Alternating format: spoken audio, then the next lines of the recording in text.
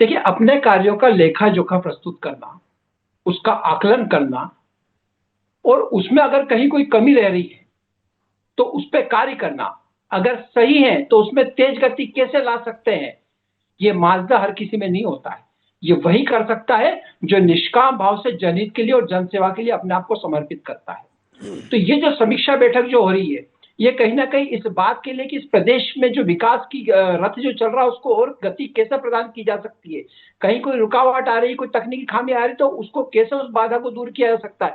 उन सब विषयों पे कहीं न कहीं सारा मंत्रिमंडल, माननीय मुख्यमंत्री जी और उस विभाग के अधिकारी बैठेंगे। और जब बैठेंगे तो निश्चित रूप से मंथन होगा, और जब मंथन होता है, तो अमृत निकल के आता है। और वो अमृत इस समाज के लिए और इस जनता के लिए बहुत आवश्यक है, और उसका उपयोग कहीं न कहीं जनहित के कार्यों में होता है। आपने एक बड़ी अच्छी बात याद दिलाई कि भारतीय जनता पार्टी के 2 वर्ष पूरे हो रहे हैं, मोहन सरकार के, तो वो समीक्षा कर रहे हैं।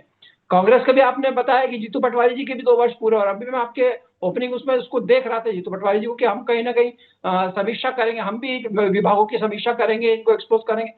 माननीय जीतू पटवारी जी को और उमंग सिंघार जी को समीक्षा अपने विधायकों की भी करना चाहिए। क्या उनमें इतना माजदा है कि वो अपने विधानसभा के रिपोर्ट कार्ड प्रस्तुत कर सकें? क्या वो अपने विधानसभा में जो कार्य किए गए उनको बता सके पब्लिकली कि हमने इतने कार्य किए हैं? क्या जीतू पटवारी स्वयं का आकलन कर पाएंगे? क्या जीतू पटवारी अपना खुद का रिपोर्ट कार्ड प्रस्तुत कर पाएंगे कि कैसे उनके नेतृत्व में 29 लोकसभा की सीट हार गए, कैसे उनके नेतृत्व में इतने उपचुनाव हारे? क्या जीतू पटवारी इस बात को रख पाएंगे? तो एक समीक्षा जीतू पटवारी जी को कांग्रेस की भी करना चाहिए, बजाय भारतीय जनता पार्टी पर नजर रखने।